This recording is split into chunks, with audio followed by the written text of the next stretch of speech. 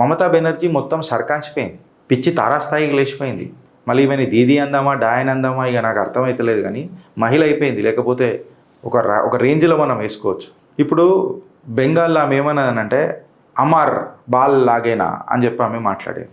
అంటే డైరెక్ట్గా ప్రధానమంత్రిని మోదీని అబ్యూజ్ చేసిందా లేదా? అట్లాంటి బూతులు మాట్లాడడం అనేది కరెక్టా?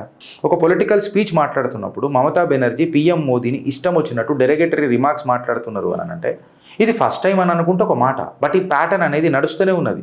ఒక్క స్లిప్ని మిస్టేక్ అని అంటారు, బట్ దాన్నే రిపీటేటివ్గా వాడడం అని అనేది మైండ్ సెట్ అంటారా అన్నారా?